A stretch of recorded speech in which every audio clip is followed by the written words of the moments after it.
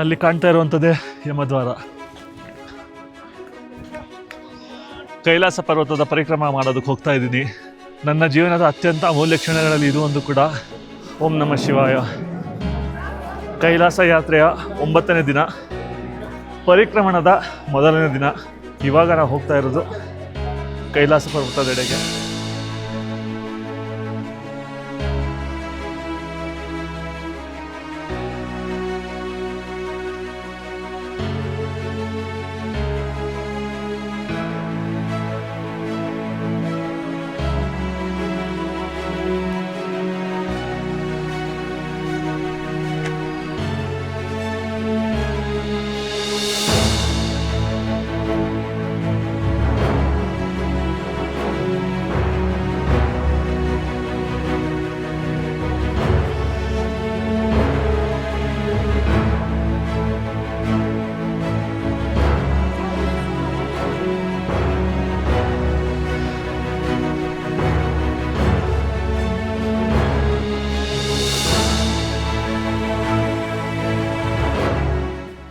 ಅಲ್ಲಿ ಕಾಣ್ತಾ ಇರುವಂಥದ್ದೇ ಯಮದ್ವಾರ.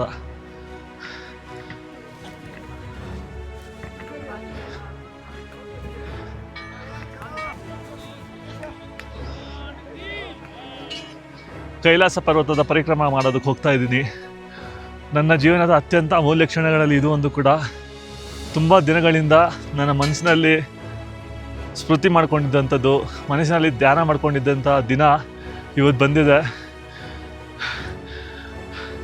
ಕೈಲಾಸ ಇಹಲೋಕ ತ್ಯಜಿಸೋದು ಇರುತ್ತಲ್ಲ, ಇಹಲೋಕ ತ್ಯಜಿಸಿದ ಮೇಲೆ ಕೈಲಾಸಕ್ಕೆ ಹೋಗೋದಿರುತ್ತೆ. ಕೈಲಾಸಕ್ಕೆ ಹೋಗೋದಕ್ಕಿಂತ ಮುಂಚೆ ನಮ್ಮ ಭೌತಿಕ ದೇಹನ ಬಿಟ್ಟು ಹೋಗಬೇಕಾಗುತ್ತೆ. ಭೌತಿಕ ದೇಹನ ಬಿಟ್ಟು ಹೋಗೋದು ಅಂದರೆ ಯಮನ ಬಳಿ ಹೋಗೋವಂಥದ್ದು ಅಂತ.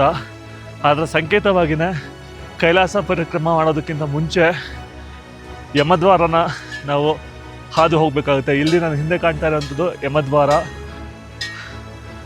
ಯಮನ ಒಂದು ಸಮ್ಮತಿನ ಪಡ್ಕೊಂಡು ನಾವು ಪರಿಕ್ರಮನ ಶುರು ಮಾಡಬೇಕಾಗಿದೆ. ಬನ್ನಿ ಹೋಗೋಣ.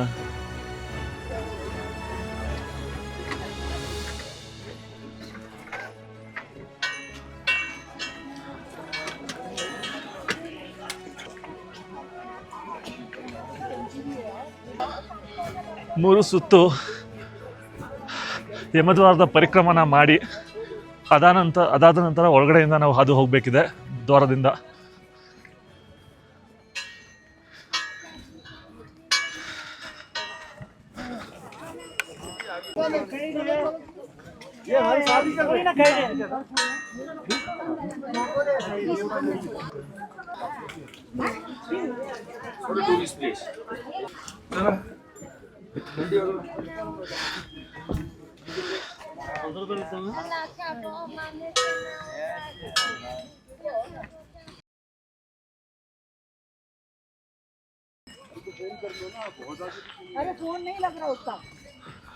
ನಾವು ಪರಿಕ್ರಮ ಮಾಡೋದಕ್ಕೆ ಒಂದು ನಡೆದು ಹೋಗ್ಬೋದು, ಇನ್ನೊಂದು ಕುದುರೆಗಳನ್ನ ತೊಗೋಬೋದು. ಕುದುರೆಗಳನ್ನ ತೊಗೋಬೇಕು ಅಂದರೆ ಇಲ್ಲಿ ಸ್ಥಳೀಯ ಕೆಲವೊಂದು ಏಜೆನ್ಸಿಗಳಿರುತ್ತೆ, ಅವರಿಂದ ಕುದುರೆಗಳನ್ನ ನೀವು ತೊಗೋಬೇಕಾಗುತ್ತೆ. ಒಂದು ಕುದುರೆಗೆ 4200 ಯುವಾನ್ ಆಗುತ್ತೆ. ನೀವು ಚೈನೀಸ್ ಕರೆನ್ಸಿಲೇ ಪೇ ಮಾಡಬೇಕಾಗುತ್ತೆ ಅವ್ರಿಗೆ. ಅದು 3 ದಿನಗಳಿಗೆ ಸೇರಿ. ಈ ಒಂದು ಪರಿಕ್ರಮ 3 ದಿನಗಳ ಕಾಲ ಇರುತ್ತೆ. ನಿಮ್ಮ ಲಗೇಜ್ ಏನಾದರೂ ಇದ್ದರೂ ಮತ್ತು ನಿಮ್ಮನ್ನೇ ಎತ್ಕೊಂಡು ಹೋಗೋದಕ್ಕೆ ಕುದುರೆಗಳು ಬರುತ್ತೆ. ಇಲ್ಲ ನಾನು ನಡೆದೇ ಹೋಗ್ತೀನಿ ಅಂದರೆ ನಡೆದು ಕೂಡ ಹೋಗ್ಬೋದು.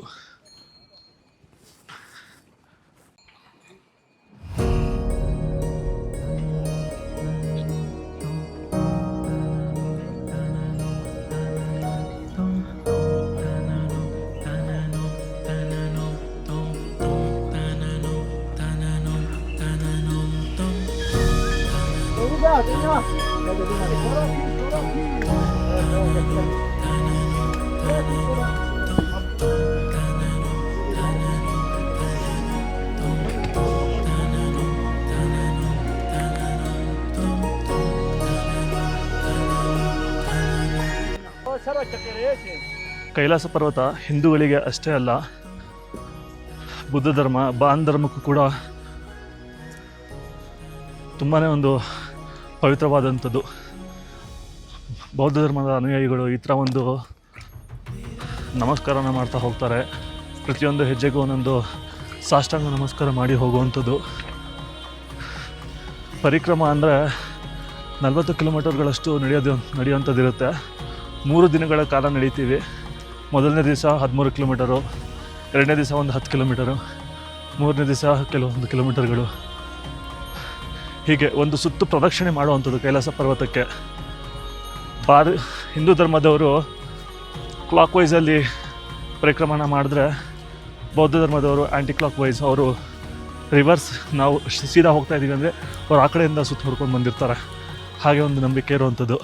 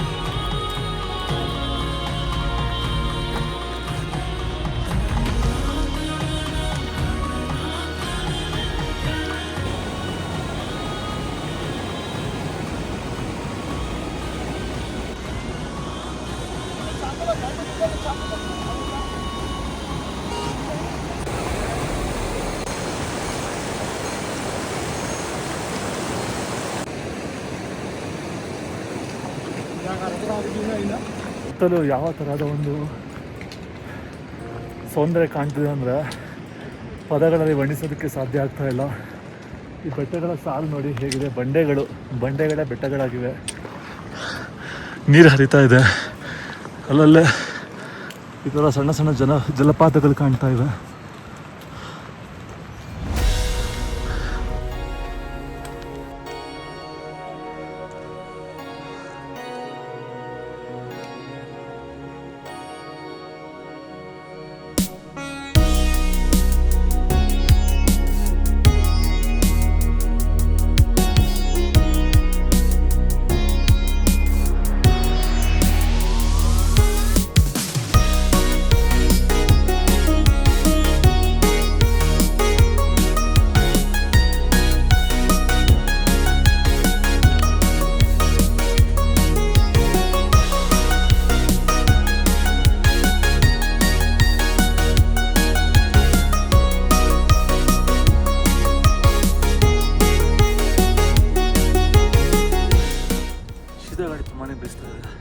ಇಷ್ಟೊಂದು ಬೆವರ್ತಾ ಇದ್ರೂ ಕೂಡ ಜೋರಾಗಿ ಉಸಿರಾಡಿ ಮೂಗು ಒಂಥರ ನೀರು ಸುರಿಯೋದಕ್ಕೆ ಶುರು ಮಾಡುತ್ತೆ.